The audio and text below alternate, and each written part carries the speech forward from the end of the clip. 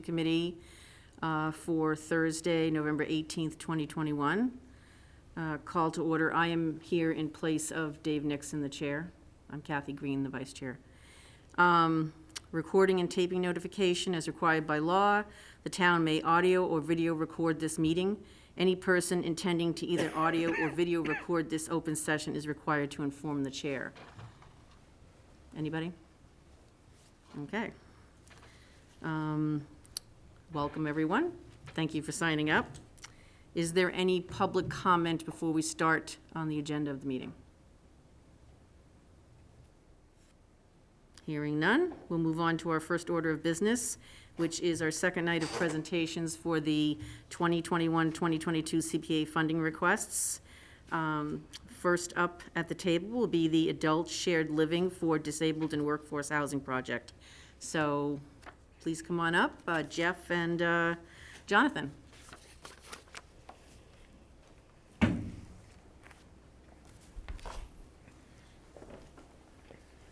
Good evening, ladies and gentlemen. My name is Jonathan O'Callahan. I'll be 37 on December 27th.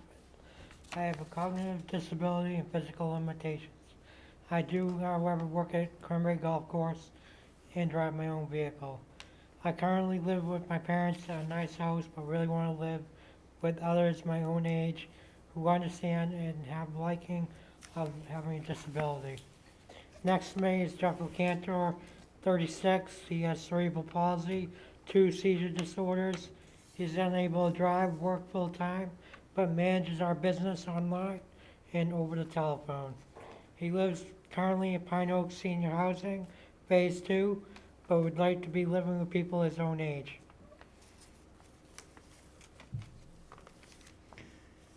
Good evening, I'm Jeff Locantori. On Monday of this week, we had to face an unpleasant decision. We had to read several negative reviews about Camelot Homes in Tilton, New Hampshire, who we had intended on going with.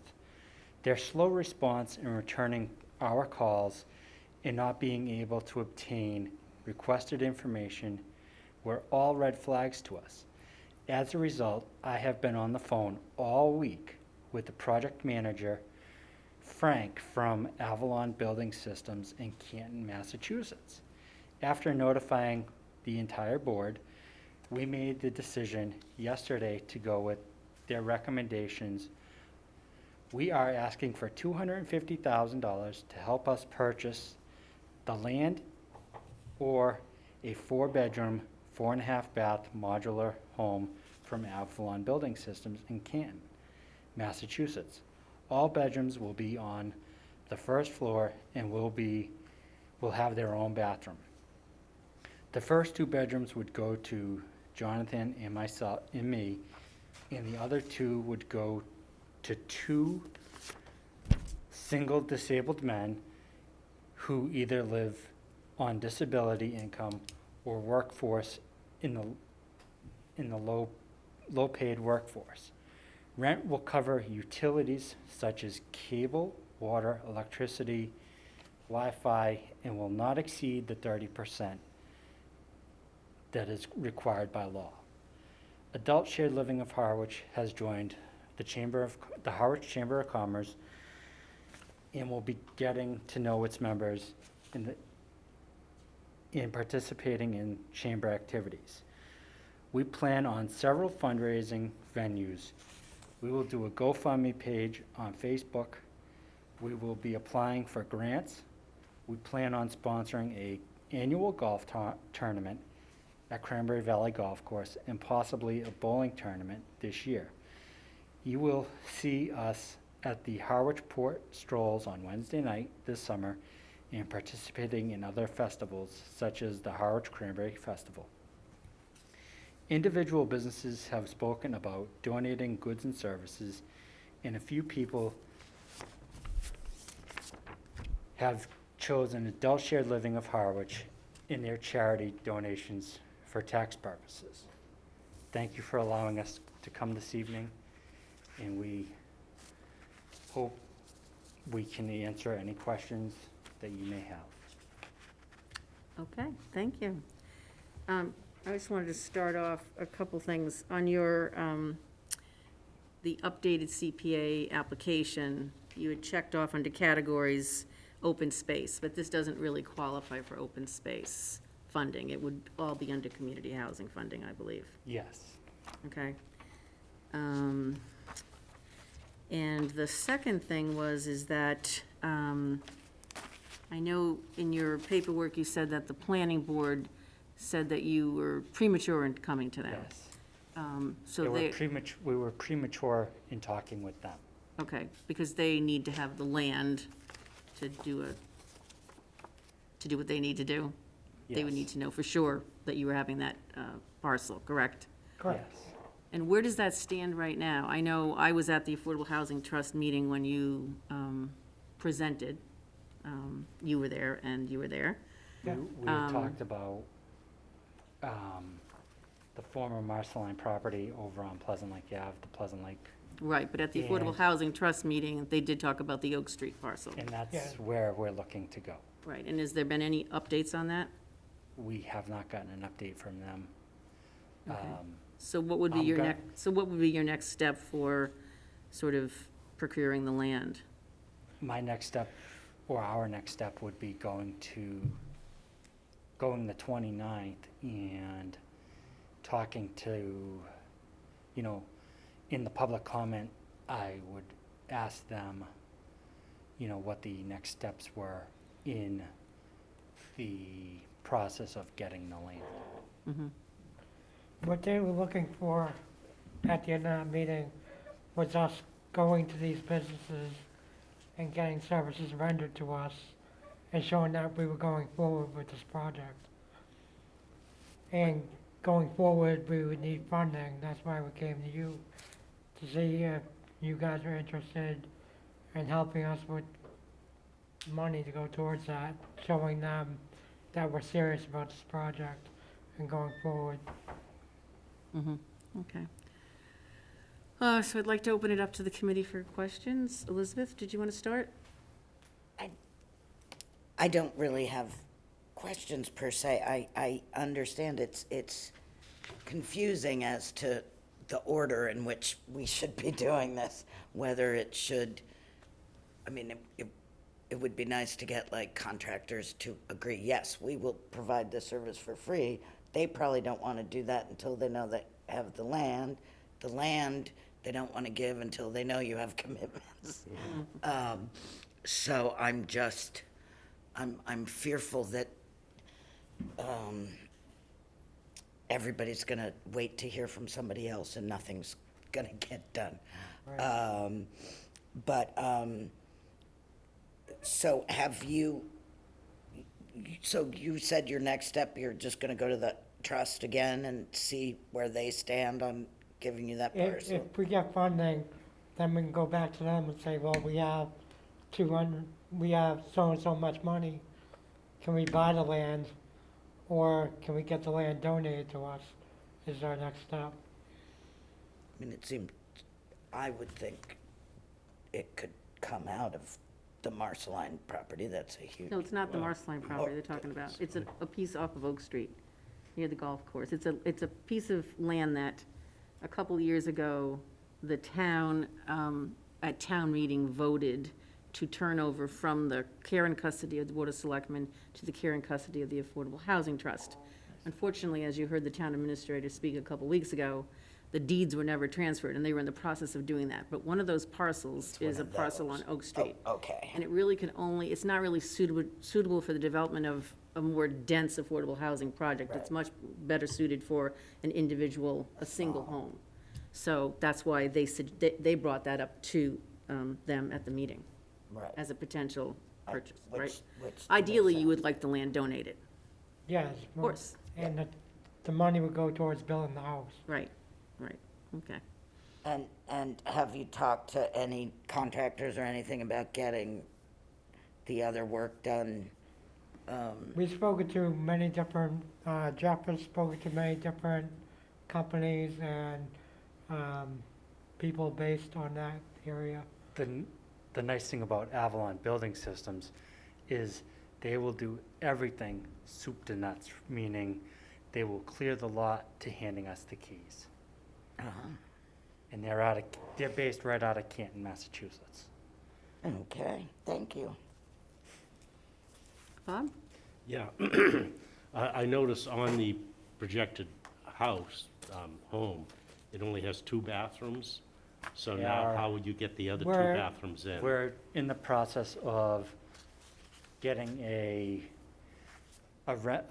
different, it's gonna be the same plan, it's just gonna be a little bit longer.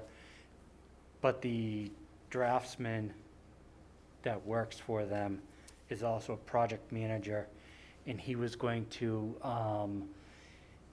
email me renderings of the house and a rendering of the finalized plan, and what I will do is, when I get that, hopefully within, he said it could take a couple weeks, and I would email that to my entire board, as well as everybody on this board, in the Board of Selectmen, and the town administrator, because Joe Powers is he's very in tune with what we're doing, and he supports what we're doing. Yeah. Did they give you any indication of how much more it's gonna cost for the 2 more bathrooms and the expanded house? They really didn't. He said it could, but going modular, it's 25 to 30%, up to 50% cheaper Well, than going stick-built. I looked into Patriot Builders in Harwich, and my cousin at the time, had worked for Coastline Construction. He was one of the owners. And my cousin Dave told me it was $250 to $300 a square foot to build stick-built. So it really makes sense to go the modular way. sure. And they also have modular foundations, where they just crane them into the hole. Right. I Anything think else? that's it. Okay, John? Yeah, so, I guess my main question was about the status of those lots, but I guess that's been answered. I also wonder if well, I have a general question about, for that amount of money, you're talking about contracting with someone to build you a modular home on the order of, let's call it $250,000. But I don't know, from our point of view, where there's a requirement to go out for bid on a thing like that. And the other part of this question is, have you talked to any local builders of modular homes? I know there's at least one in the area, I think they're called. There's one in East Harwich, Pleasant Bay Homes, Right, and he's very expensive. I know I see. the builder very well, because my dad's a plumber. And he's quite I expensive. see, they're out of here, I see, I get it. The people in Tilton, they use single hung windows. And this company, Avalon, uses double hung. So, we've looked at I've spent a lot of time on researching the prices, and modular is the way to go. Mhm. Okay, that's all I I think the questions of what comes first and, who owns the land and deed restrictions and that kind of thing are something that we don't have the answers to. I think it's sort of something that's gonna have to evolve. Right. Carol? Well, those were some of my questions. Sure. So you just took my list. Sorry. Yeah, so I wonder if you could talk a little bit about how the other folks who would be part of this household would be selected, We if that's would thought. put together a subcommittee, and then Jonathan and myself would put questions together, and we would, the subcommittee would interview them, and the subcommittee would, would make the decisions. I don't want to select somebody and put us in a bad position Mhm. where somebody goes in there that's a smoker, you know, partier, Mhm. and who's not gonna pay the, Mhm. you know, 30%. Right. You know, we wanna make sure that it's, you Done know, fair. it's fair Mhm. and, the right way. Thank you. And I did wonder about a deed restriction for, you know, whether this particular structure would be used in perpetuity for, you know, for people with disabilities or, you know, how that might be structured. So that's, I guess, something that's under consideration or hasn't yet been discussed. Yeah, I don't think it's been discussed yet. I'm not even sure. Have you thought about that? Because if Community Preservation Act funds are used to support community housing, there has to be a deed restriction, meaning that the deed on the property would say that forever moving forward, the units would have to stay affordable. Yes. And so you would be involved in hiring some legal services to, you know, get that all, you know, on paper.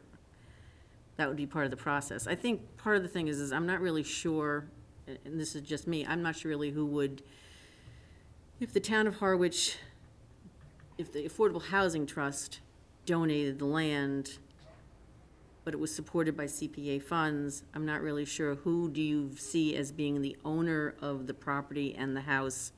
Who do you see as managing this development? How do we know that in perpetuity it would maintain a certain level of affordable housing, income requirements, et cetera, et cetera? There's a lot of things that are involved that have to fall into place if you're gonna use Community Preservation Act funds. And I don't know, maybe somebody else could add to that, because I'm certainly not an expert in that. No, Bob? I am curious of who is the owner of the house? Is it, it ends up all four people are owners, or are you two? Or are you setting up a nonprofit? We have a nonprofit. It is a 501c3. Oh, okay. Okay. So would the nonprofit own the It would house? probably be the nonprofit that would Oh, own it. okay. Because me being disabled and Jonathan being disabled, you know, we have to be careful how much Right, money we have right. in the bank. Of course. So we did put it in a not, it was, we went to Brian Whittigren, who's in town, Mm-hmm. and when we were first Okay. incorporated in February, we had him do the incorporation papers, and then I went to LegalZoom, and we got the nonprofit status. Okay. So you have been awarded the nonprofit status? Yes. And what is the name of the nonprofit? Adult Shared Living of Harwich, Inc. Okay, and do you have any kind of a internet presence right now? Because I went online to look up Adult Shared Living of Harwich, Inc., and I didn't find We anything. don't have the website set up yet, but we Okay. are on Facebook. Okay. Okay, well, I think it's great that you have done the paperwork and gotten the nonprofit designation, because that's gonna be very helpful for you, Right, Yeah. yeah, it makes a for difference. sure. Okay. Any other questions? Would you be taking out a mortgage as a nonprofit? If you know, we're gonna do as much fundraising as possible. Mhm. If we needed to take out a small mortgage, we would take a small mortgage out. And it would be the nonprofit It who would be the in mortgagee? nonprofit's name. Okay, all right. And I noticed that you said you hadn't met with the Harwich Housing yet. Is that the Harwich Housing Committee? Yes. Okay, We haven't met with them, and I called the planning board, and they told me that we were too premature to okay. meet with them. There is a subset of the housing authority, Mm-hmm. but I think the state would have to own the land, Right. and then the housing authority could oversee it. But I also then think that wouldn't guarantee that you two would get to live there. Right. So therein lies the problem. Yeah. Right. You know, we want to make sure that since Jonathan and I have done all this work. Of course, Yeah, You know, no, we are the first two in there. of course, right, yeah. of course. Yeah, no, definitely. Yeah. Okay, I do know that at the Affordable Housing Trust meeting, one of the questions that came up was, they were somewhat more interested in, as they put, more bang for their buck. In other words, a more populated building, with more units, et cetera, et cetera. But I will say that over the past number of years, Town of Harwich has been supportive of different kinds of affordable housing, which has included, subsidized individual mortgages, in which we had a buy-down program once. And we've supported veterans housing last year, so there's lots of room for different kinds of housing. And so I think, we appreciate you coming forward to us, and if we have additional questions, we'll get back to you. Is there anything else on the committee, Yeah, Bob? the only other thing is for the 29th meeting at the trust, you said you're just gonna come up during public comment. Can you actually get asked to be on the agenda? I don't think it's too late. No, Okay. Would it make sense to call?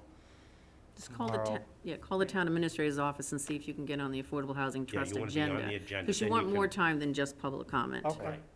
Yeah, Yeah. And it would force them maybe to take a little bit harder look at the parcels and the conversation. Okay. Well, they wouldn't really be able to talk about it unless it's on the agenda. They couldn't Correct. get into Right. any Yeah. details, so. Right, Can't- Correct. otherwise they can just listen to your presentation, they can't technically Right. ask questions, Okay. So, so. but thanks for coming out tonight. We Would will you like to definitely say do. something? I would, because I'm Janet Cardello, the secretary, and I'm the one who checked that open space Oh, that's okay. box because we were told. Oh, Yeah. where is the mic? Right there, in the middle. Mark, The- go to the the- stand, yeah. I have no I'm brain. Janet Cardello, the secretary. And I understand there's over 2 acres there, but there's only one buildable lot there. And so in my thinking, we would have whatever, like half an acre, but the rest would remain open spacing. That's why I checked that. Okay. All right. John? Yeah, just a point, I glanced briefly at the lots on, the state database, and it looks like there's a bunch of wetland, mostly in one of the lots, but overlapping into the other lots. So Correct. It would be good to, that's another reason to consider this, is preserving that Oh. wetlands. I mean, it can't be developed, but it would be a good idea to preserve it. I agree. It keeps it from, It really can't be Somebody- developed. There's not much that's developable. That's the problem with the lot. That's why it wasn't considered for some other housing projects. Although on open spaces, you have to actually be purchasing property, and it's already owned by the town, so Right. that probably couldn't be used Right. per se. Right. Yeah. Good. Anybody else? Nope. All right, thank you, gentlemen. thank you Thank you, very ladies and much. gentlemen. Have a great evening. Two. Two, thanks.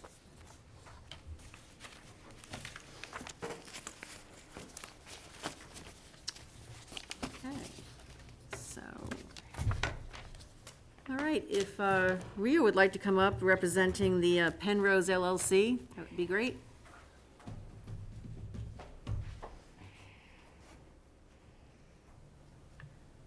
Sure. Welcome. Thank you very much. Welcome. Katie. Going to grab the clicker so I Sure. can flip through this. Thank you. So, as you noted, my name is Rio Sacchetti. I'm a developer with Penrose. Penrose is the development company that's sponsoring this project and applying to the CPC for funds. So, the funds are for an affordable housing project. We're requesting $100,000. The affordable housing project is in Orleans. So, just, Hold on, Liz, can you see that?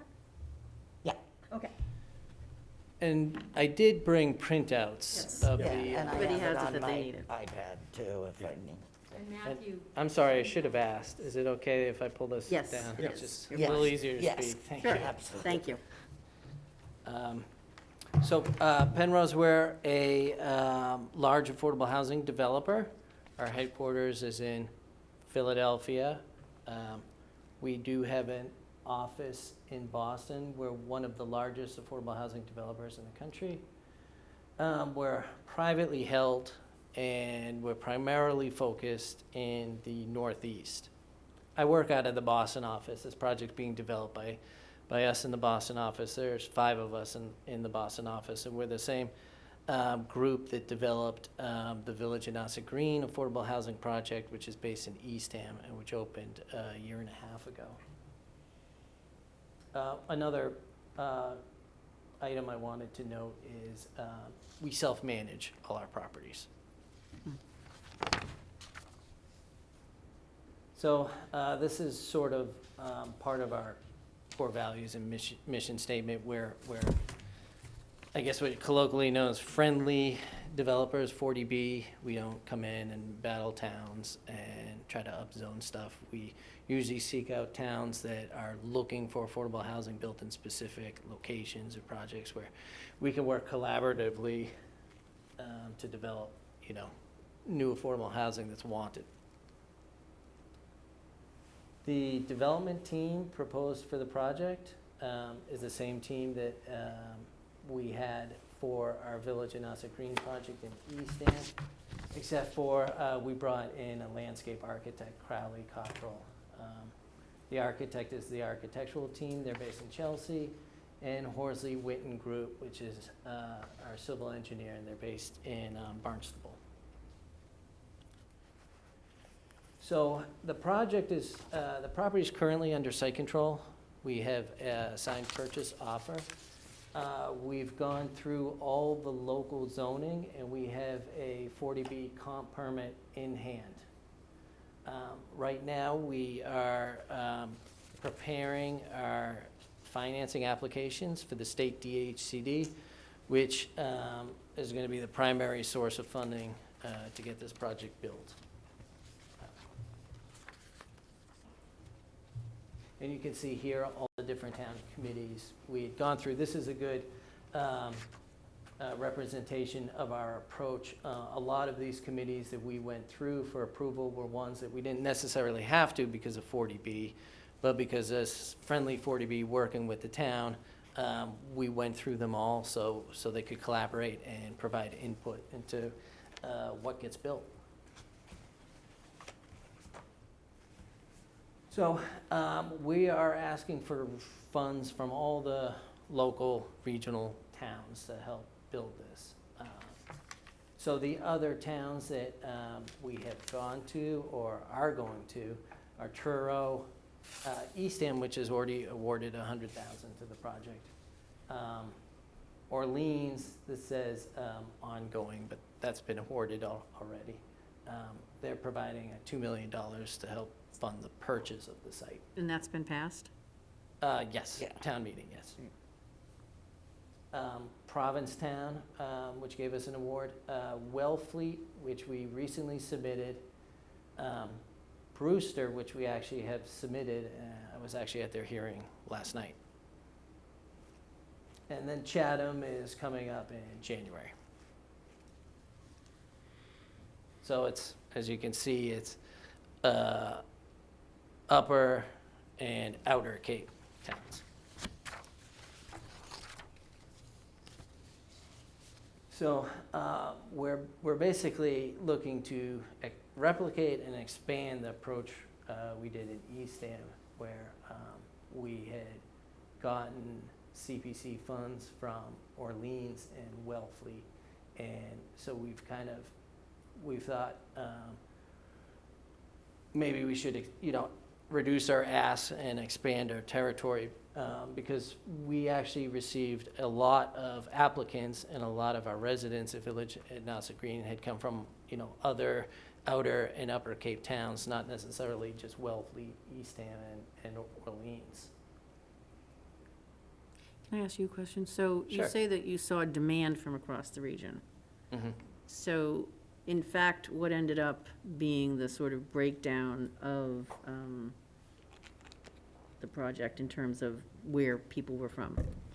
So we had, I should have had this handy, we had 56% of our residents at the initial move-in, so this isn't currently, I don't have the current data, but we haven't had much turnover in a year. It's only a couple of units.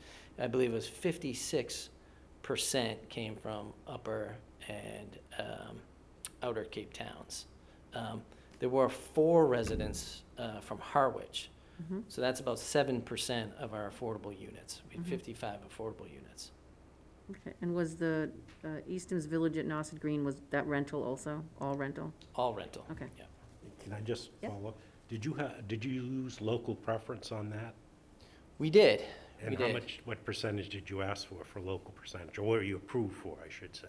So we're going to shoot for this here. It might not be possible. We actually got more than what's typically allowed by the state. So to get the local preference, you have to get approval from DHCD. It's a fair housing issue. Right. And they typically feel comfortable up to a 70% Up to local 70, preference. right. So what we had done at Village and Nauset Green was, because we had Orleans and Wellfleet contribute CPC funds, we asked to go above the 70% and expand the local preference to include those towns. What the state ended up allowing us to do was a 65% local preference for Eastham, and then a additional 10% preference, but it was for the entire Cape. Okay. So it wasn't just exactly Right. Wellfleet and Orleans. But you didn't even fulfill that amount with Eastham, it doesn't look like, right? No, we didn't. And one of the reasons we didn't at Eastham was because we ran into construction problems. We held the lottery, which we'll do in this project too. We held an initial lottery prior to the building opening for the first residents for the affordable units. And we held it in August. The first buildings were expected in September. We didn't end up getting them until January, Okay. which caused a lot of people, to find other Find out, housing. yeah. And then they couldn't, Right. get out of the other housing. Okay, I don't want to hold you up too much. Yeah.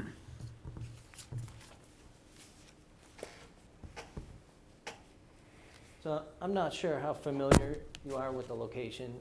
It's right off Route 6. It's the site of the former Cape Cod 5 bank corporate office. So it's an adaptive reuse of that office building into residential. And then we're building some new townhome structures on the site to complement it. So it's 2 parcels, approximately 3.5 acres. Here's a picture of what exists now.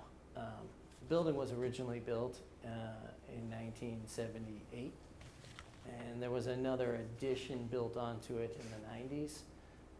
It's rare that office buildings can ever lay out for residential. Usually there's not enough windows and the floor plates are too big. But this building actually almost looks like it was designed for residential. It has thin, small floor plates and lots of window coverage. So it's a rare occasion where it kind of works. And here's a different view of the existing building. And we're going to continue the same sort of we're adding an addition onto this. Sorry, I should have noted that as well. So in addition to rehabbing this building, we're adding on to the other wing of the building in addition to building the townhome structures. So there is some new construction associated with the existing building. Just another view. And we're going to reuse that main entrance. 62 total units. This gives the breakdown of how many are going to be in the main building, well, the mid-rise, the existing building with new addition, and then 2 townhouse buildings with 4 units each. And the breakdown of the affordability, 100% of the units are going to be income and rent restricted. 52, which is 52 of the units are going to be the affordable housing, 60% AMI or less. The other 10 are workforce, and that's going to be between 100 and 120% of AMI for the area, and that's being funded through a mass housing program. Could you explain what that means exactly? Yeah. Sure. Yeah, so the workforce housing is,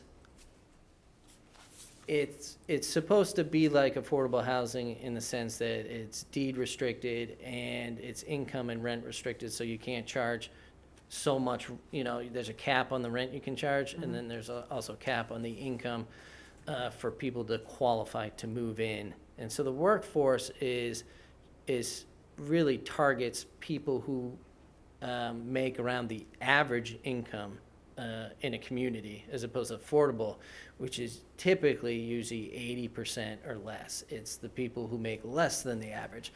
So workforce housing is basically housing for the average person, not necessarily the lower income folks. And unfortunately, although there's lots of people who qualify for that type of housing in the area, there's really no funding programs for it. There's only that one mass housing program that funds it, as opposed to the affordable housing where the primary funding is the federal low-income housing tax credits.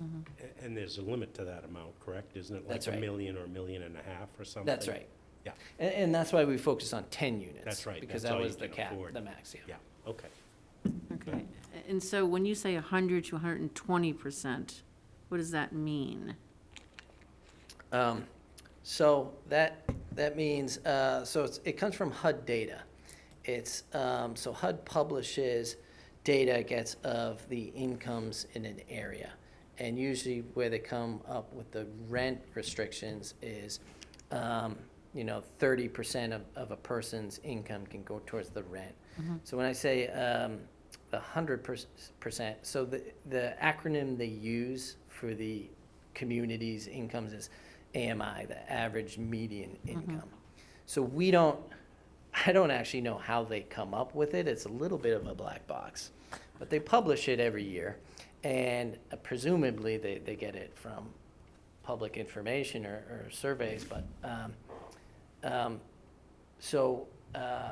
they take it, and then there is a formula to break it down into size of households. So, average median income for a household of 2 is going to be higher than an average median income of a household of 1. I'm sorry. Sorry to interrupt, just, I think at the beginning of this term, I gave you the new. Right, I'm just formula trying to understand for it, what 'cause I think 100 to 120% means to a household. That's what I'm trying to understand. Are they paying over 100% of whatever the designated amount is in that chart?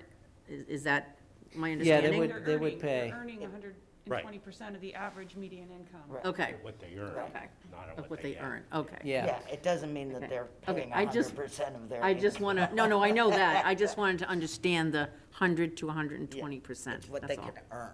Okay, Yeah, and that's the income restriction. So to move in, you can't make more than that. And then what gets charged on, to your rent is basically 30% of that, divided by 12 months. And then we also take out costs for utilities and other stuff. It gets a little more complicated, but basically that's what it is. and is the workforce housing geared towards seasonal, more seasonal sort of? No? No, Okay. so because of the tax credit program, we have to enter long-term leases, Okay. which we would anyways. Well, that's a good thing to know. No, it's more for, nurses and doctors who are making good salaries, but they still can't afford to buy a house since Okay. they're at 500,000. Okay, just trying to make sure everybody who's listening understands. Yeah, and if you'd like, I can follow up after and quickly.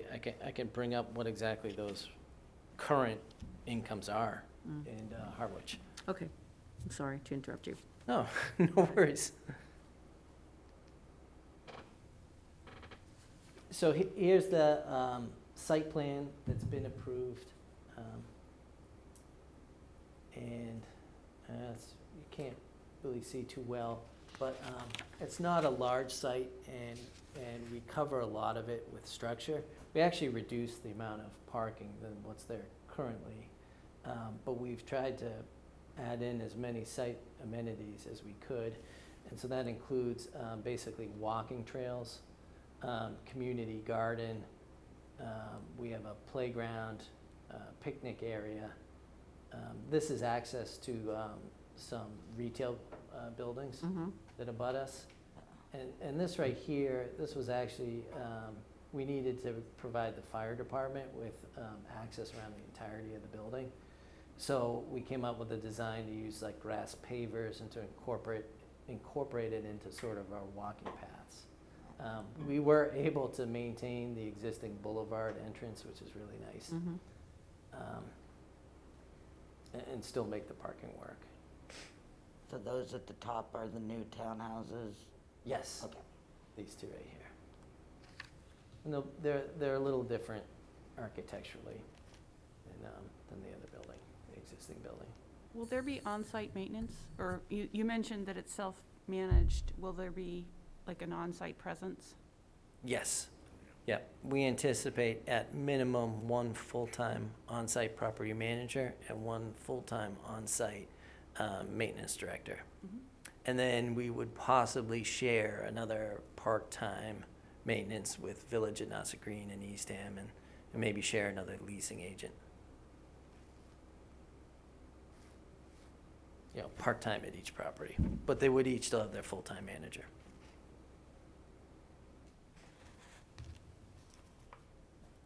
So this is renderings of the existing building with the added new structure we're putting onto it.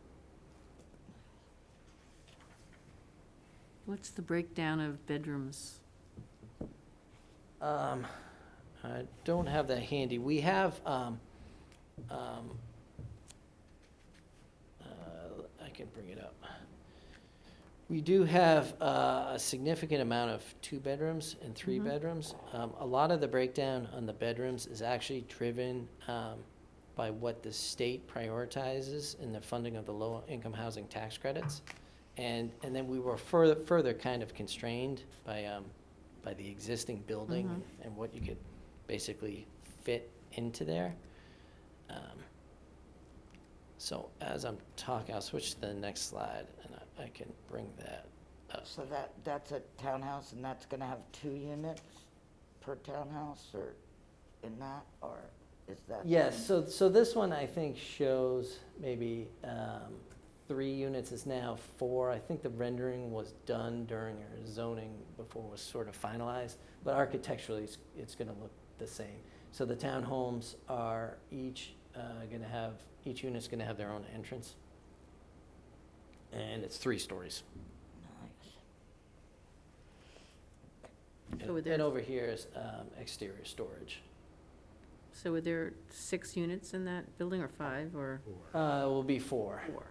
I think if you look at this rendering, you might, no, I think there's actually 4 doors. It might be a more recent render. 1, you just don't see one around here. 2, be 1, 2, 3, 4.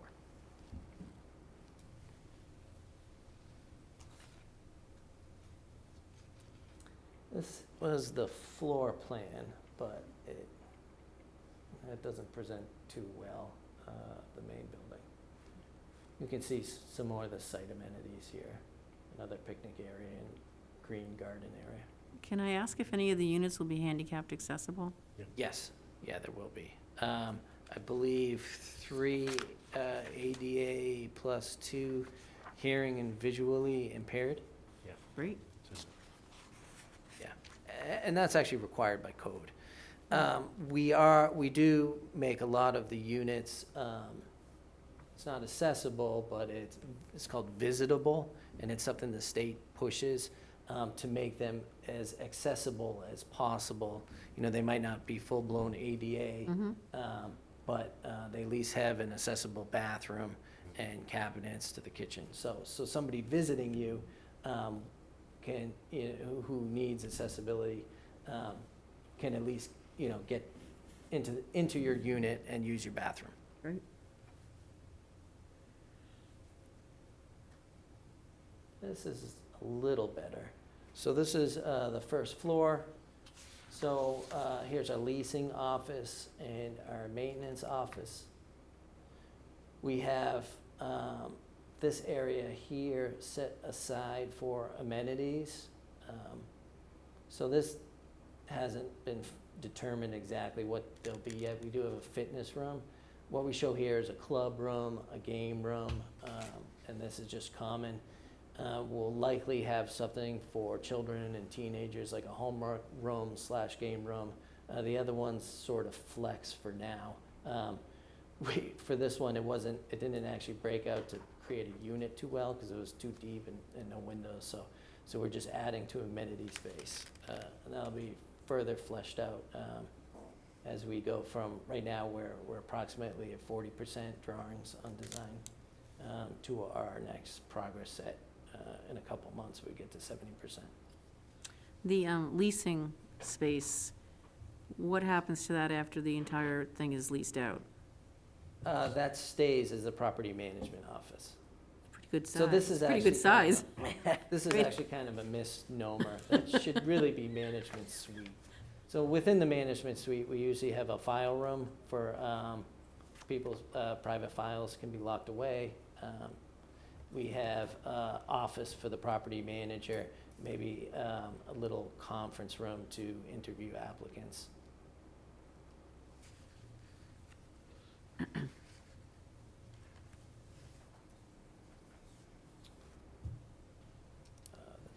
the townhomes, and I think this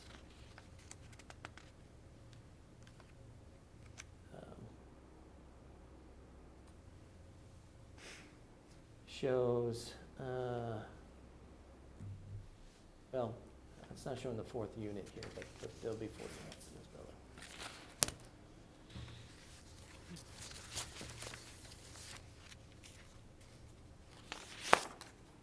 building. Here's the development budget. What I was talking about before with the tax credit financing, that's right here. That gets awarded by the state. This is the federal tax credits. We also have state tax credits also awarded by DHCD. They're the primary funding for the project. This is other state funds and including some federal such as home. This is the mass housing workforce funds. Mass housing will also be providing the permanent mortgage up here. And right here is, this is basically combining all of the CPC and trust funds that we've been asking for from the local towns. Kathy, may I ask a question? Yeah. Carol. So is there a profit limitation? Can you speak to that? There mentioned it was is a for-profit. associated with the 40B. Yeah. The primary benefit that goes to the development group is the developer fee, and that's limited by the state. It's also limited by 40B, but it's limited by the state and under the tax credit program. So which line item is that, please? It makes up some of this fees and reserves. So this isn't broken out, but the developer fees approximately a little under 2 million. There's about a $500,000 operating reserve, I believe, and then capital improvements and replacement reserves. I don't have the exact numbers on that, but that's approximately what the breakout is. And then this deferred fee is basically developer's contribution. We include the maximum fee that the programs allow, because you can generate tax credits based on that cost. But then if you don't always have the funds to pay the entire, you include a deferral of it as a source, really. And So- one so- follow-up? Yeah, go ahead. So, and typically, does Penrose hold these properties forever or for a long time? Or is there like, what's your average length of owning once you have a property built and operated and leased? Yeah, that's a great question. Yes, we're long-term holders. We never sell, except for there are instances where there's forms of investors in the tax credits or partnerships with nonprofits that trigger a right of first refusal or stuff like that, where we do end up selling, but that's never the intent or the goal going in. And that's not anticipated to be here as well. And even in those instances, that's usually past the 15 years of the tax credit compliance period. Thank you. And in looking at the financing capital stack that you have here, you said that Penrose was the developer and the manager. And so are they the ones that hold the mortgage? No, there'll be, so the mortgage, we'll have a construction loan, which isn't shown here. This is the permanent development budget. But we'll have a construction loan that will basically be equal to these two. There'll be a mortgage holder, and eventually when that gets paid off, and this is likely going to be Mass Housing as the first mortgage, he'll be a mortgage holder. Also, the state will be a mortgage holder associated with these soft funds, which are going to come in the form of a loan, as well as the towns and Harwich, if you look upon this proposal favorably and you are interested in providing funds, what we would propose, we typically would structure it to come in as a loan for tax purposes. And the loan would usually, so what we did at Village and Nassau Green, we combined all the local CPC funds as loans, along with the state soft money funds, and they were all entered as pari passu on a mortgage through the Mass Docs program. So one of the issues with the affordable housing is you get so many different funds from so many different sources, and it gets really confusing when each group has their own set of documents. So what the state did is they created this Mass Docs program that says, we're all contributing different funds to one project. We'll each get our own separate promissory note, but the loan agreement, the mortgage, and the regulatory agreement / the deed restriction on the affordable units, we'll all share that. So that's what we would anticipate doing here as well, in which case then Harwich would also be a mortgage holder. They'd be subordinate to the first mortgage and the construction mortgage. Is there any liability being a mortgage holder? Well, that's what the loan documents take care of. So usually the loan documents are making sure that all liability gets transferred to the developer owner, such as like environmental liability and stuff like that. Yeah. So, so is there a deed restriction on the units or the property? It would be the property, not the individual units. And, but it will always be affordable category? That's right. I believe for this tax credit program, we'll be going in for affordability in perpetuity. At minimum, I believe it would be 50 years at minimum for in the LIHTC program. Yeah, because I know once you finish all the tax credit, like the 15 years, and that investor technically owns part of it and all that, in theory, at some point, you can turn it into a for-profit, market rate property. Yeah, so usually what the Laws, state unless you- requires, yeah, Unless you have a deed restriction and. that's right. So the state will have associated with these tax credits, they'll have a tax credit regulatory agreement, which will prevent you from, converting any units to market rate, which, other than the ones that are originally anticipated to be. Right. And that is usually for 15 years. The state adds another 30 years to that. But you get looked on more favorably in your applications Right. if you promise to do it in perpetuity, Right. which we'll likely do. I don't want to say that's a definite because we haven't gone through that yet.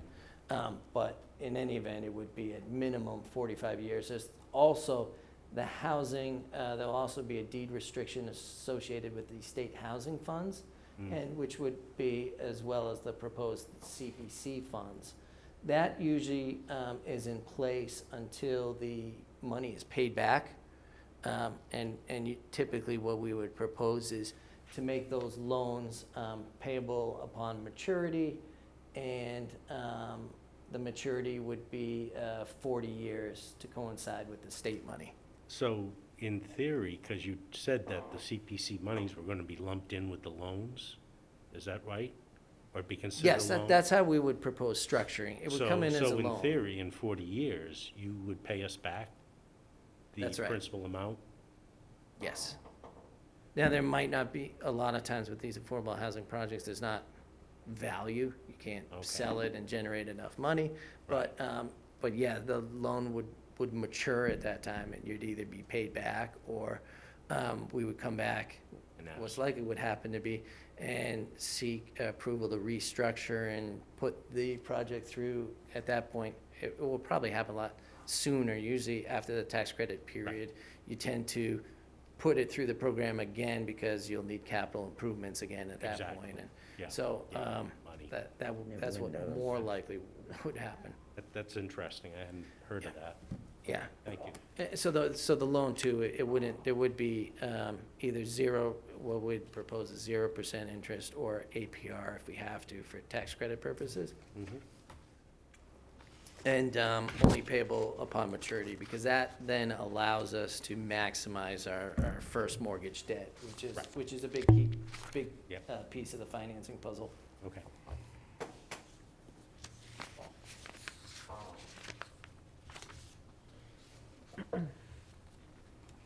This is just another representation of the funding sources. And on those funding sources, there aren't some limited, like some of the funding can only be used for the 30%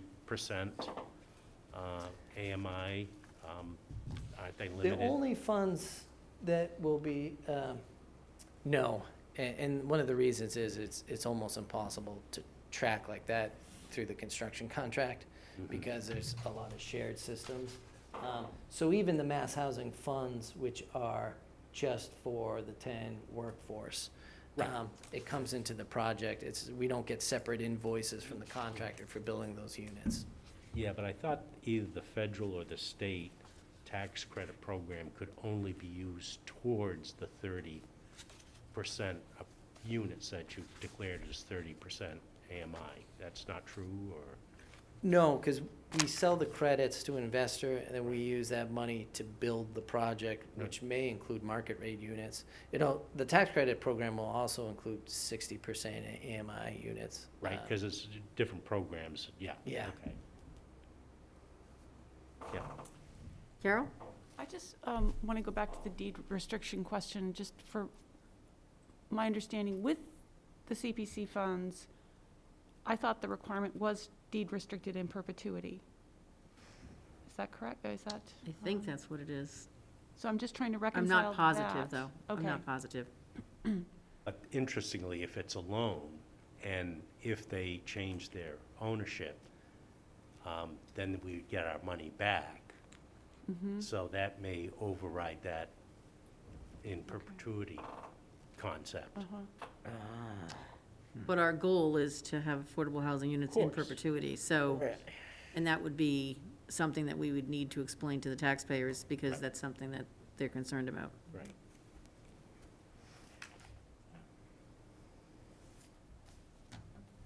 So Oh, is, so is the going answer back- to that, that it's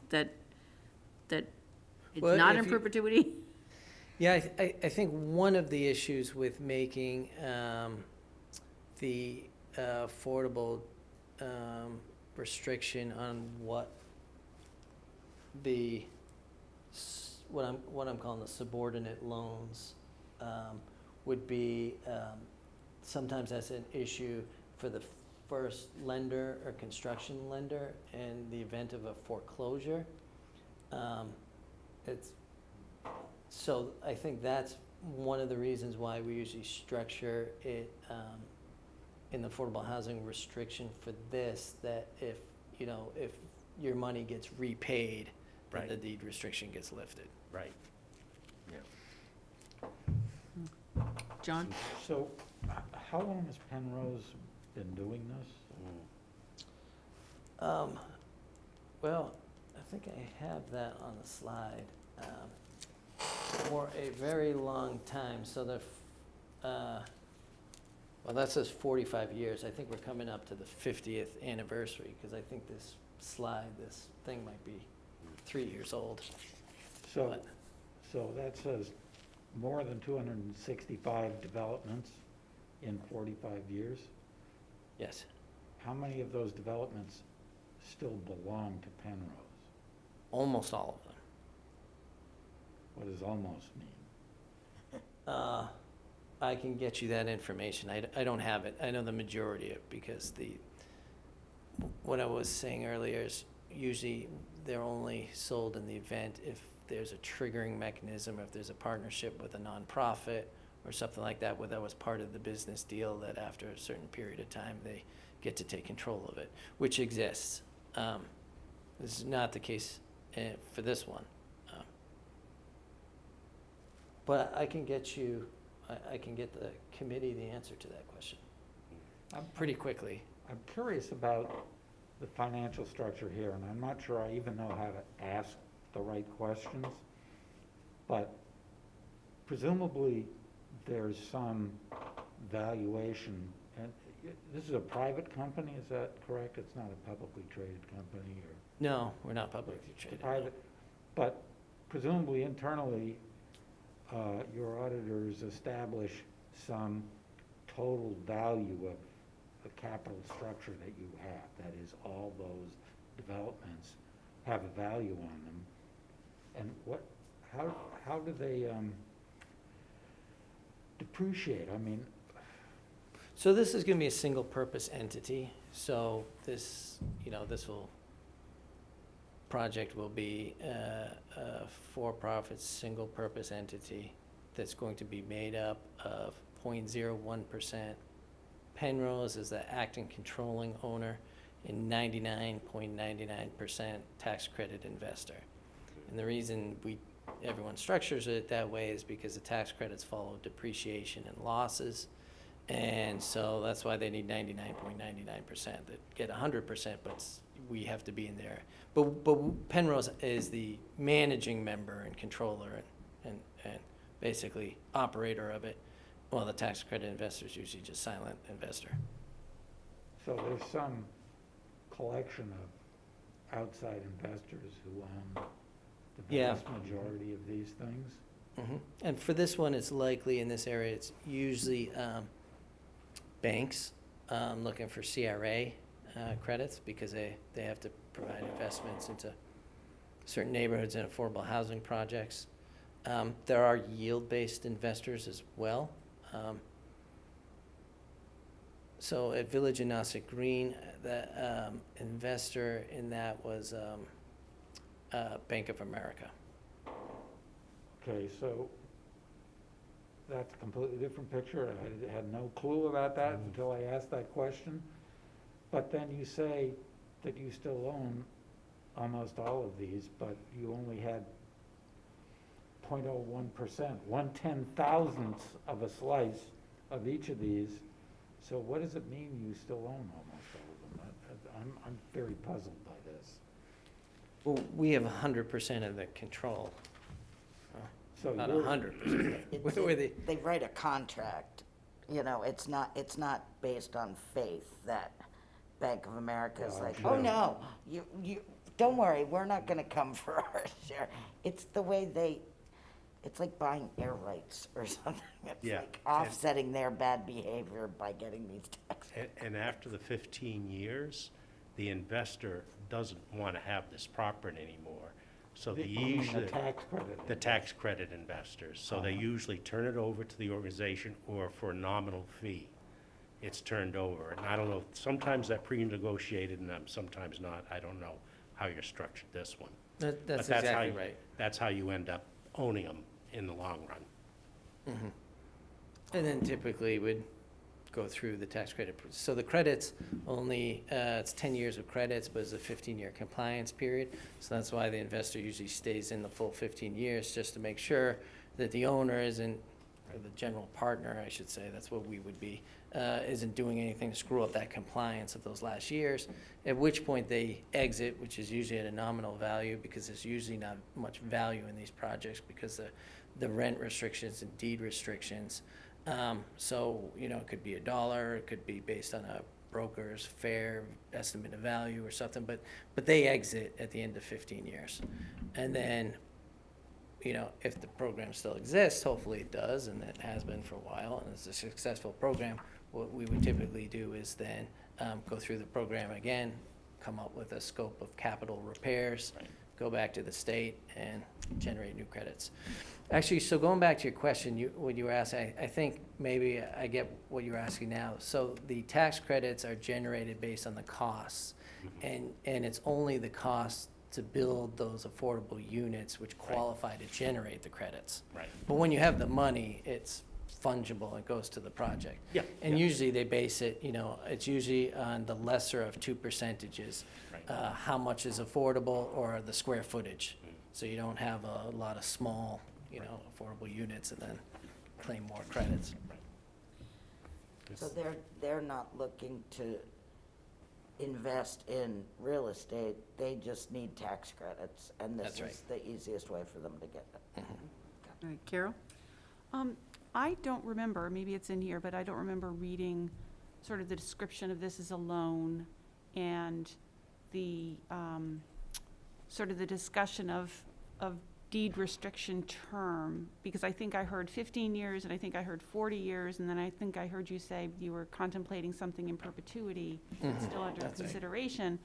So I would just make a request, if this is possible, to get sort of, it doesn't have to be lengthy, but a written description of that, how these funds would be treated and what the deed restriction, would be on the units.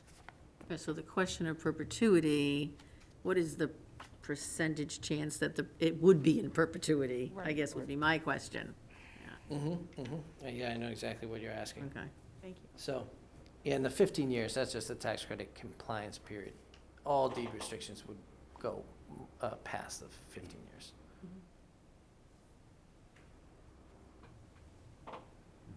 Yeah, I can also provide, usually I don't discuss this until, usually if we're fortunate to get an award, and then we bring up the structuring.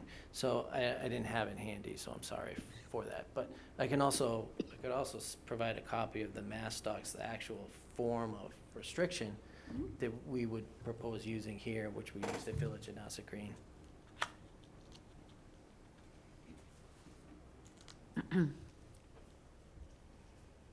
Which is a state document, it's not one of our documents. Okay. I believe I may have lost my place. I think the remainder were just pictures. Yeah. Yeah. Oh, Yeah. I guess I was right there at the end, of Um, course. Just wanted to ask a question about local preference. So local, when that's listed in the conditions, the express conditions, that doesn't just refer to the town of Orleans, or does it? We will have a local preference just for the town of Orleans. Okay, because this says 65% local preference. So does that mean local, meaning the town of Orleans? And so does that mean that Well, I believe, 35% would be outside of the town of Orleans? What does that mean exactly? So what that means is, we need to provide a minimum of 65% preference to Orleans, which we can get under what the state allows. We still have to get their approval on it. What we are proposing and would be to add another 10% preference. But that would likely be based on what the state allowed in Eastham, something like the entire Cape. So we would not be able to give a preference specifically for Harwich. Right, no, I understand that, it would be Cape-wide, or, Mm-hmm. but what I'm saying is Orleans that, would get their own, though. so Orleans would get 65 or more, depending, to up to maybe 70% Mhm. local preference. And then there'd be 30% that would be open by lottery Oh, yeah. to outside the town of Orleans, but restricted right. to the Cape, hopefully. Well, no. Not necessarily. Not Okay. necessarily, Well, that's because right. what I'm saying is that you're asking these communities to all contribute $100,000 of Community Preservation Act funds, and there'd be like no guarantee that, Someone from Harwich would live there. yeah, That's right. And we can't guarantee that. okay. You know, and that's the question, you know, that everybody has. So, you know, why we do this regional approach, you know, first off, you know, all of these Cape towns have the same housing shortage crisis, as opposed to some other areas in the state, you know, like Andover, abuts Lawrence, they don't have the same housing crisis. You guys are all suffering the same housing crisis. You're all smaller towns with limited resources. And the people who live in your towns work in neighboring towns. So this is actually, and it's not just us coming up with the idea, it's also something the governor has been pushing and across the state for a regional approach to funding new affordable housing. And something that he said that, you know, he's been very pleased with the way the towns on the Cape have done it. So the idea is the new affordable housing built in there is going to benefit the people in your communities as well. And so we do have a track record of Eastham, of people even coming from Harwich. Harwich, you know, wasn't a contributor on that, but Orleans and Wellfleet were, and they had people move in. And then the idea is that the other towns are reciprocal, that when there's a project in Harwich, Of course. that the other CPCs would, and it's a little bit of a leap of faith. I can't, you know, Penrose, we can't guarantee what other town CPCs will do. But based on this experience, Orleans had given money to Eastham for our other project, and now Eastham has given money to Orleans. So that's the idea, and by pooling the resources, you can help get the projects built that are ready to be built now and have sites and are ready to move forward. And then as towns have other projects come online in their areas, that the idea is then it would also be reciprocal, and it also reduces the amount that you have to put into specific projects. Yeah, I'm just trying to anticipate potential town meeting voter questions. Well, that's the tough question that we have, Yeah. that we face when we go to every CPC. I mean, I believe in the utilization of the funding for sure, because just because you work in Harwich doesn't mean you live in Harwich, just because you live in Harwich doesn't mean you work in Harwich. You know, it's regional, and the need is regional. And just further, even though they want 65%, they're not guaranteed to get that. They have to demonstrate to the state that they have a justification for 65% Of local preference. of local preference. And frankly, I think the more other CPCs donate to the cause, the better chance they have of getting a higher percentage of local preference. Yeah, and it'll be included that Cape. You know, and, I mean, we had an interesting meeting, well, I think you were there. Yeah, the regional At the liaison. CDP about regional housing, because it may not count towards Harwich's 10%, but any alleviation of the housing crisis is an alleviation of the housing crisis, whether it's at exit 12, 11, or 10. So, So my question is the flip side of Bobby's question, which is $100,000 is well under 1% of your projected cost. It's like 1/3 of a percent or something. So, to me, that's in the noise. you don't have like 1% accuracy projection for what the cost of this thing is gonna be. I suspect there's a larger amount of uncertainty about what it's gonna cost. So you're building this anyway, with or without our money. So I'm not sure, I mean, I appreciate what you're saying about regionalism, and I guess that's sort of a global story for moving forward, but what else is there to it?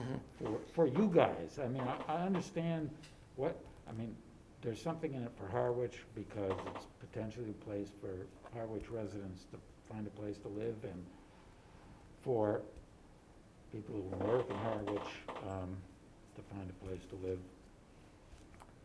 But why do you need that $100,000? I guess that's my basic question. Yeah, no, you're absolutely right. If we're not awarded, we're still going forward with the project. It's not gonna stop the project from being built. If all the CPCs we go to said that, now it's a lot more money, and we'd probably still go through with it, but what we'd do is, we'd reduce the quality of the building, because we wouldn't be able to afford things, so we'd likely have to reduce amenities, finishes, stuff like that, to get the costs down and where we have the sources to cover the costs. And another point too is for the project, I believe the more participation from surrounding companies, the more points you get to get the tax credits. Because you usually don't get them the first year. You usually have to go to the second or third year. So the better you involve the whole area around, the more likely you'll get it earlier, I think. Just one of the small components of it. Yeah, that's absolutely right. So DHCD does usually score projects higher if they have local contributions. And because they don't want to be the only ones putting money into a project in a community if that community itself isn't putting money into it. Although it does happen, but it's a way to, you fall behind the line of the other projects. That probably, wouldn't happen here, because we do have a significant contribution from the town of Orleans already, which looks good, and we do have CPC awards from Eastham. But it does, the director of, it does make it easier for us to make a case on giving us an award and giving us awards sooner. If we say, hey, we look at all these other funds that we brought in that aren't your state funds, and we're ready to go now. And we are, we're, even though we're applying for the state, for the tax credits from the state in January, which is when it's due, they have one official round a year. Sometimes they have a second. This year they had a second if there's additional sources they have available. And it's very unlikely, it's very difficult to get an award your first application. But we'll make a very strong case if we have a lot of local or non-state funds awarded to the project, and the directors.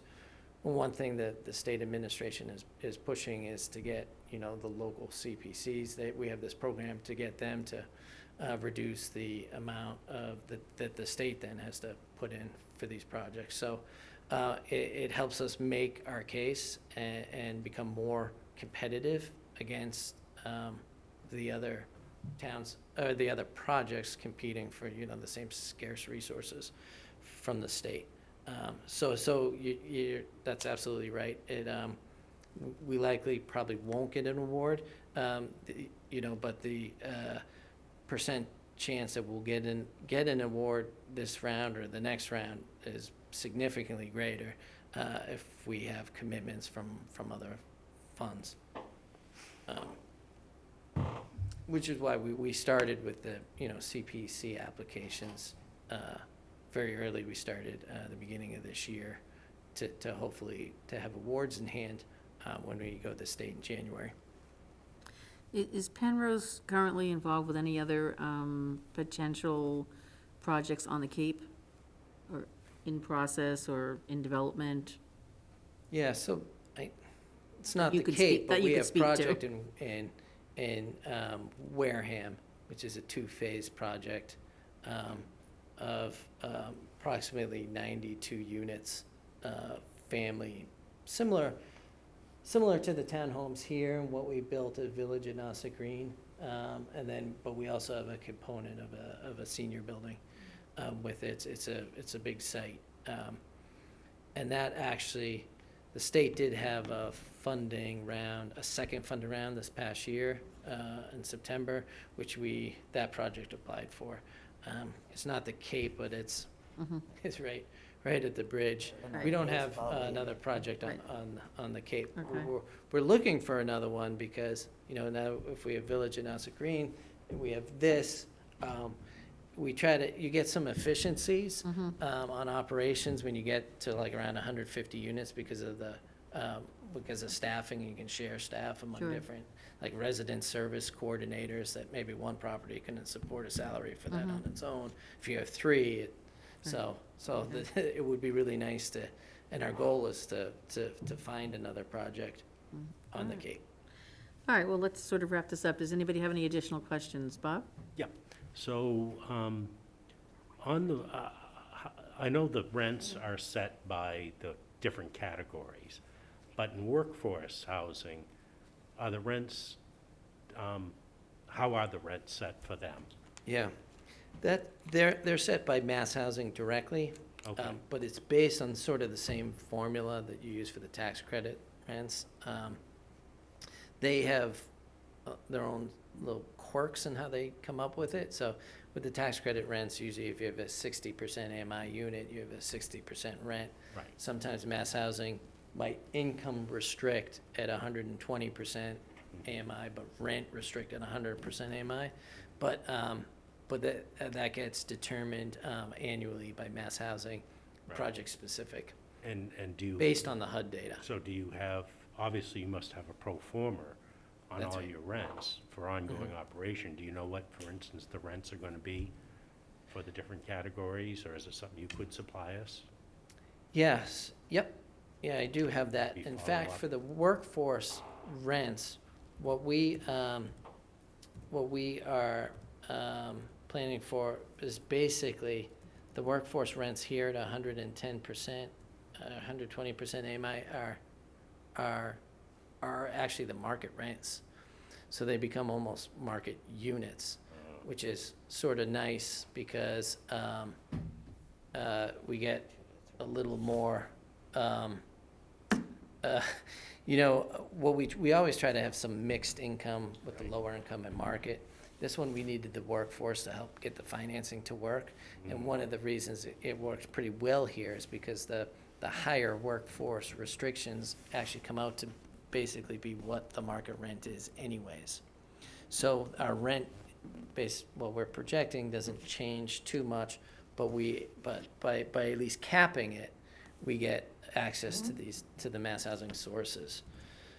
I don't have this handy. You guys are actually the first CPC that has been asking me about the AMI seems rather high to me. It- I I mean, it's know like it is. 96,000 I know it or is. something. Where is it? Yeah, Oh, yeah. yeah. No, I did. It's Where? 96,000. Where? Barnstable County. Barnstable County, all right, I just aren't looked up AMI. Harwich, it's like 76 and a half. Well, different, how many I mean, different households? towns, but the county itself, which is what I assume, do you go on, would you be going on Orleans or you'd be going on Barnstable County? Barnstable County. Yeah. We get a little hosed from, people that come down from Boston and live here but are making Boston salaries, so, unfortunately, because most people on the Cape do not make 96,000.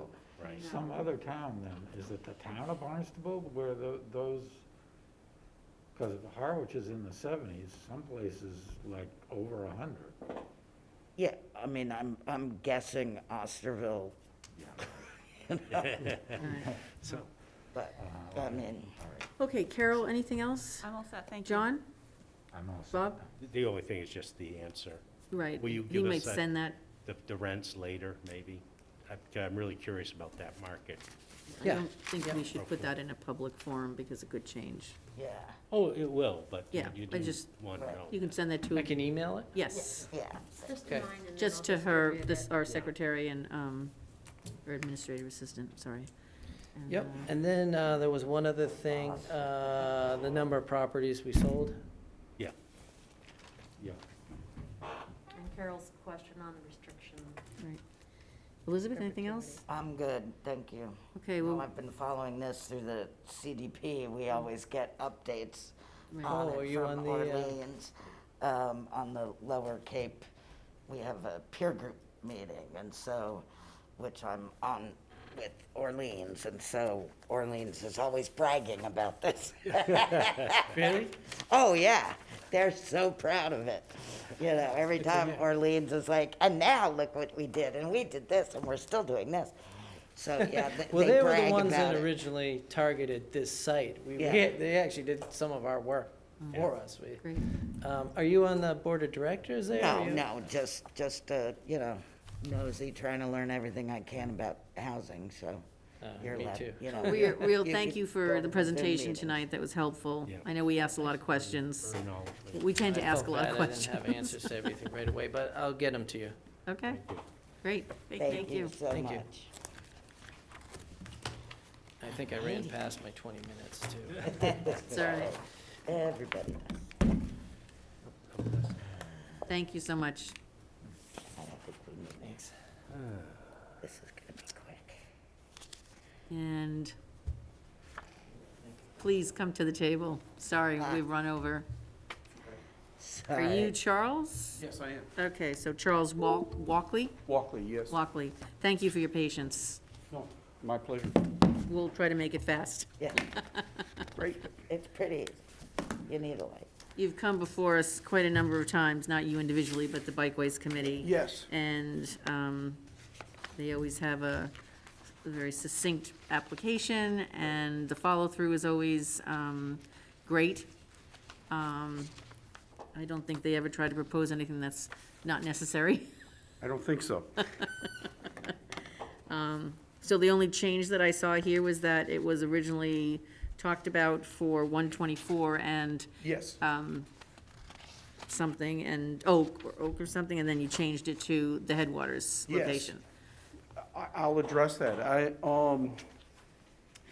When you begin to look at that crossing, it has a lot of connection to the center of Harwich, and the traffic would be greatly affected by changing, just putting the normal light there. And so it would really take quite a study and a lot of hardscape changes to do that. And it would be more prudent to maybe look at another site. We picked the Headwaters, and I believe that that's pretty much the last one, other than that one and Oak Street. And they both have that same issue of affecting the traffic and needing hardscape changes.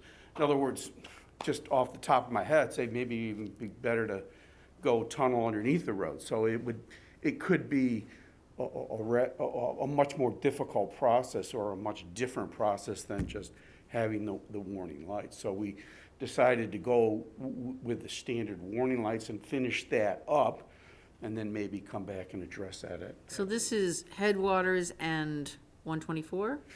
This is Headwaters and the Bikeways Trail. And the bike trail, okay, Yes. So it's by the, yeah, By you the know what it is. bog.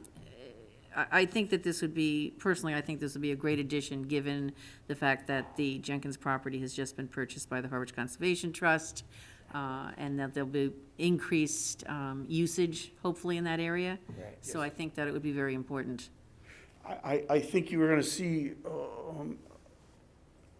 larger numbers of bikers using that trail, besides walkers and other people too. But if you look at national statistics, like bike sales for e-bikes were up 150% as of 2 months ago. So if you project the same thing for all the other kinds of bikes, or if you just stand on one of the bridges, you'll see a lot of people coming to the Cape with a lot of bikes. Right. So I agree, and because of that, also there's a parking area there at Headwaters.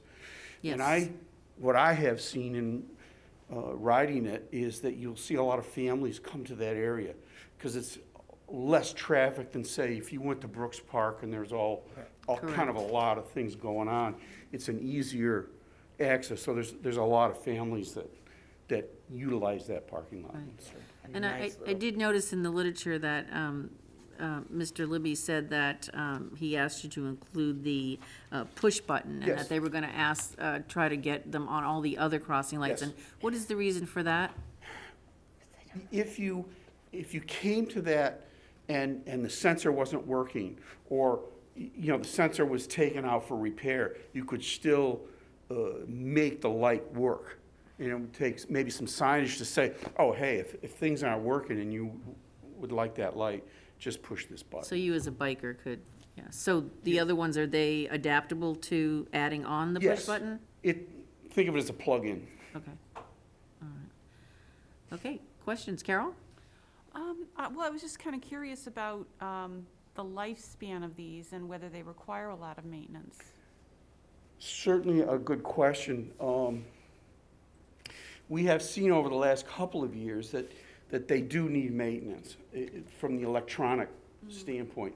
And whether that is improving with people, that they have fixed them more than one time and they are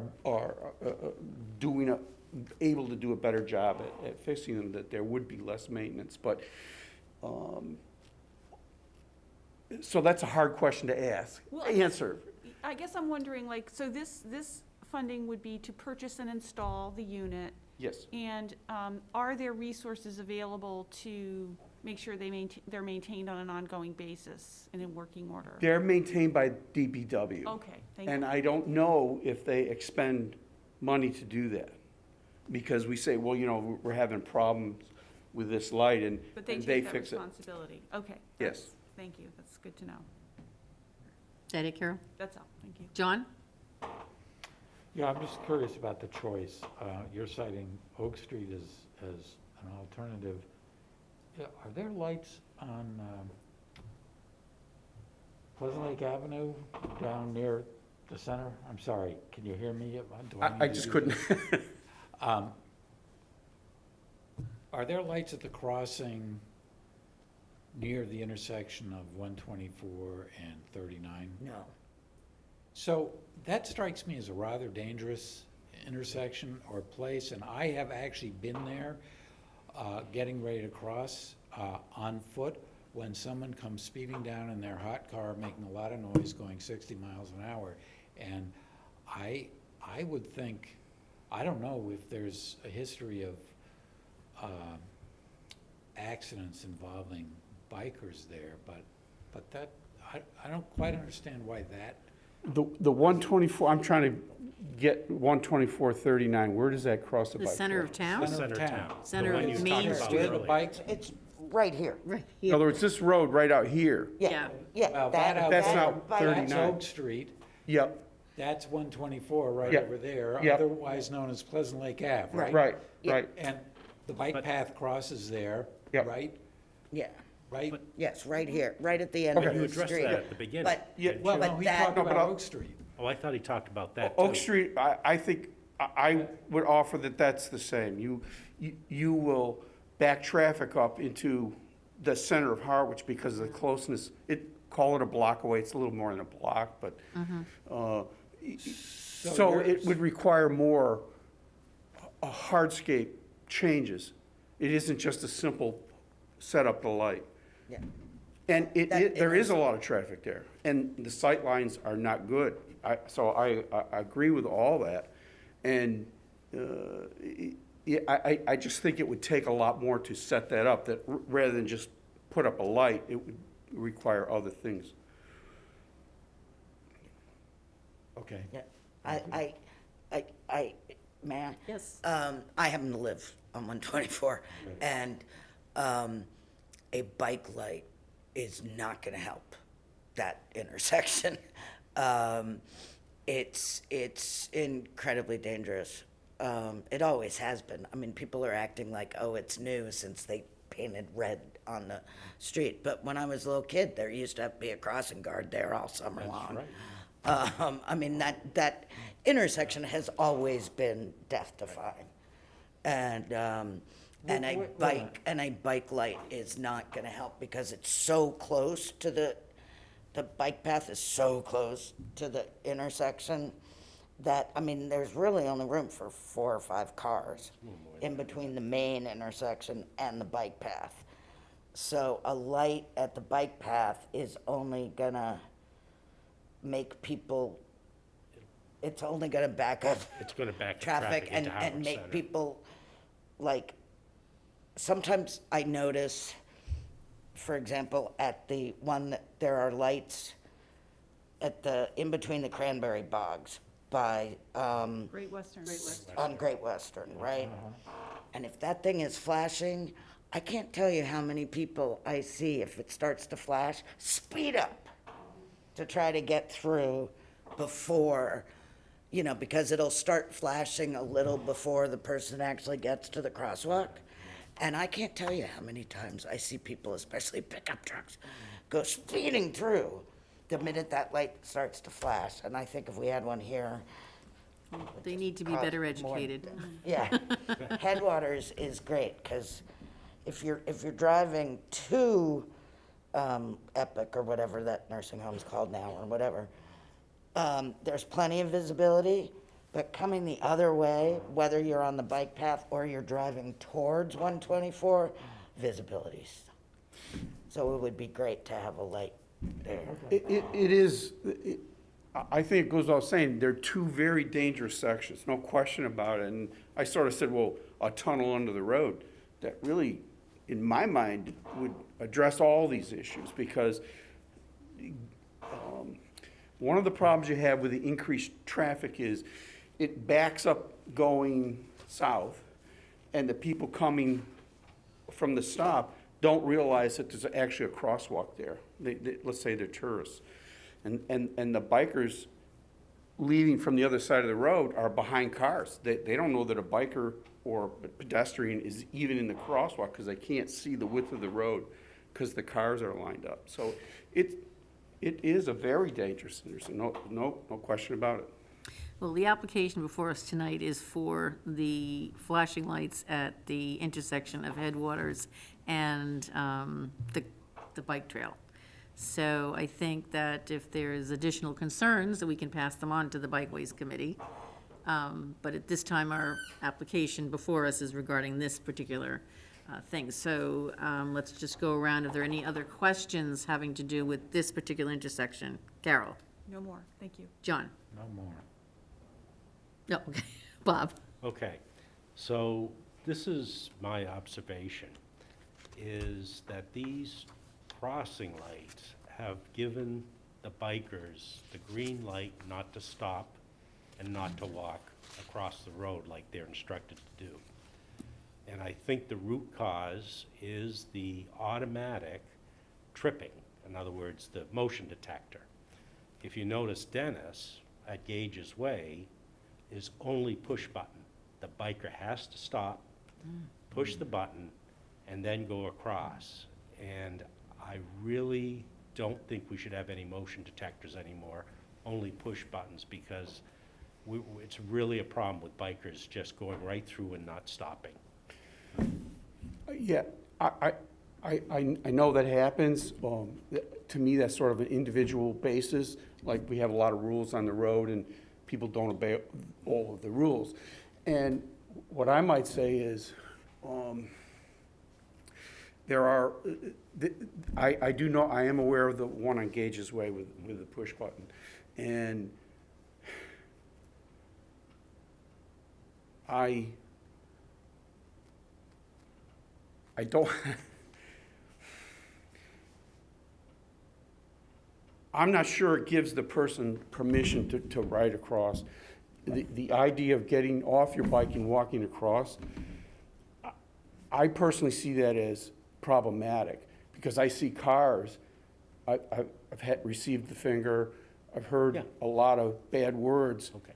And elderly people who take a longer time to get off their bike. Right. It ends up that car wants to come at you. So I think there's a couple of different sides to that issue, and I'm not sure it just gives. Well, there's the issue of walking your bike across versus riding it through. But the issue I'm talking about is the bikers are not stopping at all. That's where I see the problem. And that if they have to stop to push the button, I mean, then they're gonna stop. And this is. you I know, might and offer this the is- observation. This is, I mean, I'm on Harwich Old Timers and all that. Every summer, this is a big issue for people saying, these, bikers are just running in front of me without stopping. Who's policing this? I know, and I could tell you stories of being on my bike and dodging cars too. Right. And so that it is a big problem, and you are absolutely 110% right. I think one of the things that we need to consider is, if you look at the numbers of people using the bike trail on a given day, call it 1,000. If we keep the bikers on the bike trail, we know where they are. Right. If we make it difficult and unwelcoming, they're just on the back roads, riding on the roads. So that I think that it's a big issue. I think it's something that needs to be addressed from all the different sides. I'm sure the state's working on it. I know, I have contacts in many other places, and it is a ongoing, recurring And I issue. would think now with these all over the state, shouldn't the state have some now statistics on stops when you have to stop and push a button versus the automatic? I would think some data would be emerging by now on accidents and things. So, that's my comment. Okay, I've never rented a bike locally here, but at the local bike shops, are you aware of whether they at least try to inform people about what the flashing lights mean and that what the rules of the road are? I've never rented a bike either, Okay. so I don't know. I was just curious as to whether they say, okay, we've got these, these particular intersections, and your responsibility is to, get off the bike and walk across the intersection. I don't know if that's, I know that's the rule of the road. That's the rule. Do they tell people that? I'm just curious. If you hand people just a brochure, they're not gonna read it, because they're gonna just get on their bike and use their time allotted and take off. Be interesting to know, I again. believe there are signs at those intersections They- directing they people to say. get, Oh, yeah, that they only have the right of way if they're on their feet. right. Okay, all right, well, that's fair. Elizabeth? I think there's bad behavior on both sides. And as with everything in this world, I at least appreciate the lights, because then I know if, I fully expect one day I'm gonna hit a biker. So one of those people that thinks they're Lance Armstrong and goes zipping down the thing. And if there's a light that I have stopped for and I still end up hitting them, at least I know it wasn't my fault, because I stopped at the light and they didn't. But what I want to know for this sighting is, like I said, if you're coming from 124, there's plenty of, the sight lines are wide open. But if you're on Headwaters heading towards 124, the sight lines are really bad. So it's at some crosswalks, the lights are right at the That's correct. crosswalk, and some they're like 10 to, Yes. 5 to 10 feet further. So where's the light gonna be on Headwaters heading to 124? Is it gonna be right there, or is it gonna be like, there's that curve? Do you know what I mean? Yes, I do. And the DPW went down and looked at that curve to try to decide where that pole would go. And they didn't feel that it needed to be further around that corner, like that they could position it so that it would be viewed from the cars coming in that direction. So that has been looked at and thought about. Okay. Yeah. Just because that direction is. Yes, no you know, question about it. You can't really see a car until it's on top of you if you're walking, I towards think the Pizza thing that Shop. saves us there is most of those people are local, so they're used to it. Okay, the only other thing I would note on the application was that, under the CPA category, open space was checked off. That might have been a mistake because it would fall under the recreation area, which was checked off also. Okay, yes.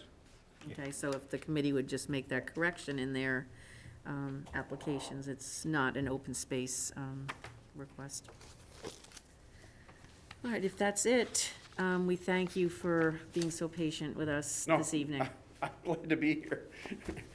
And I appreciate the discussion. I enjoyed I know that's an issue, and we are concerned about it too. And the best answer, in my mind, is to have all the stakeholders trying to come up with how to do it. If you disaffect one community or other, you end up with a result that you don't want, such as bikers out on our back roads or whatnot. And I do appreciate that bikers do that. I hear that, and I think there's a lot of, I'm not sure what the law is, because you had addressed the getting off your bike and walking across. I'm just not, I have to be honest, I've looked at that, and I'm not sure about that. I know there are signs that say that, and if there are other crossings in other towns that don't have those signs, so I don't know Yeah. exactly They don't where. supposed to have And They don't have the having it one lights. way or the other should be either follow or don't. I'm 100% behind that. I just wanted you to know that that is a contentious issue, and I think it should be addressed, yeah, no question. And the lights really do help, at least, because at least we know, if we're in the car, at least we know we have to stop. I mean, there's a place in Chatham, if you're, Oh, yeah, and the bike path is behind a fence. that's right. And so I know I'm gonna kill someone there on the way Is to that the Crowell one on Road. Ryder? Was Because it Crow Road or George it's Ryder's? that, George Ryder has it's one like too. stepping stone that you take Oh, to yeah, get yeah, to yeah, Crowell Road. yeah. And there's a bike path there, and this side's fine and clear, but the other side, there's a fence of somebody's yeah. house. And there's no light, Mm-hmm. you have no idea if somebody's on the bike path, and that's where you get the Lance Armstrong people, because they're coming down a hill. Yeah. And that's where I know I'm gonna hit someone. I mean, I stopped there anyway, just Mm. because. You'd mentioned e-bicycles. Are they allowed on the- Yes, Because it says no motorized vehicles. yes. And I didn't know because that's That has been in- technically now a motorized vehicle is an e-bike, so. That has been an evolving issue, and currently, the state, what the Cape Cod Rail Trail is, the rule that it's following is that the National Seashore allowed e-bikes on Gotcha. their property, so that the rail trail went with that, Good. the Class 1 e-bikes. Right. There are different classes that are not, and currently the state is working on the proper wording for that. Good. That's a difficult issue too. That's good to know. And it's nice to see that this will be our 7th project that's come before us, seeking CPC funding for bike crossing safety. I mean, And I think other than the two that we know about, I mean, I think that really kind of completes it. I don't think there's any other lights that would Well, be. like I said, thanks again for your time. My pleasure. Sorry we were delayed. No, not at all. Okay, So on the projects. Yes. That we, on the applications that have been corrected tonight. yes, Where you dissuaded them from using the open space. they check. don't fall under the category, No. okay? Do you want me to correct the applications that are out there? Yes. So we'll have to correct the ones on the website too. In other That words, won't be easy. So in other words, should we be changing applications? We will decide what to allocate, right? correct. So whether we're giving I money. mean, we can in leave it which if you bucket want, but I'm asking. it was an error Yeah, with open space. They've never submitted one with an open space category. This was just somebody checked the wrong thing. They did check A new recreation. person filled out the A application. new person filled out the application. I was just trying to correct the things that so were, are CH6 you gonna is- request from them a corrected application? Or are you gonna go in there with whiteout and then scan the thing after you I let can it out. correct the handouts. I'm just asking on the website ones. Well, so, this is a general question about the website, and what happened last year, we got several rounds of revisions, and I kept uploading the new revisions on there, which is fine. I mean, that's no problem. I can just, I mean, all the documents are on there. I just kept uploading the new revised ones. You revised the list, and all that went Is there out. any way, instead of a revision, we could just put in a correction? What do you mean? Like, just put in a statement that says, correction, not an open space application, or something like that, something simple. I mean, it seems to me if it's just, if they click two different things, one of which is correct and one of which is wrong, if we just erase the one that's wrong, we don't need to make them go through the whole thing. If it's a rigmarole about, they think it's open space because it's this project, and we're like, no, that's still recreation, then I would think we'd have to I do think you're right, a Kathy. whole. Just do a page saying, correction, this is actually not open space, and just Yeah. put it on the back of the application. Just scan it in Well, and maybe there have could it be added. like one page that lists all of the ones that are changed, so that you don't have to. There's not that many. I mean, Well, well, we got two I so just want far. to say, yeah, tonight, the bike one, I think, was a mistake. I will say that the application for Yeah, the right. adult Shared. shared housing, Is not, yeah. that might, Yeah, that might qualify for Yeah. open space funding under what was her name? Janet. Janet was saying with regards to preserving that space. I don't know how it, would work, but it might, so I would not want to change that, just, Right. laterally. I think this one in particular is just an error, Okay. yeah. so, She So at had this point, reasoning we for have a hers, Word but doc this, Of CH6 that came in. Janet gave us the Word doc. So So you just go in that's and, easier than the PDF to change. Oh, okay. right, but At we're this not, point, we're not going to. right, But my question is, the original application for CH6 is online. They've now revised their application. Mhm. Are we gonna keep the original and the revision online? that's what you I did would- last year, correct, I John? know, I'm asking, are we doing Yeah. it this year? John? I don't actually, I mean, they're all there on the website. I don't remember whether I left links in place to all the revisions of every one of those, or whether I just, I can look right now.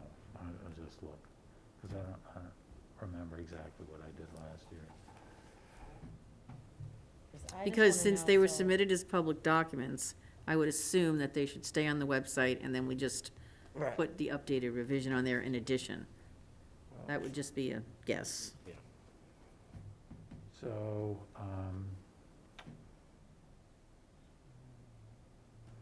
what is this? This is, oh no, this is this year, sorry.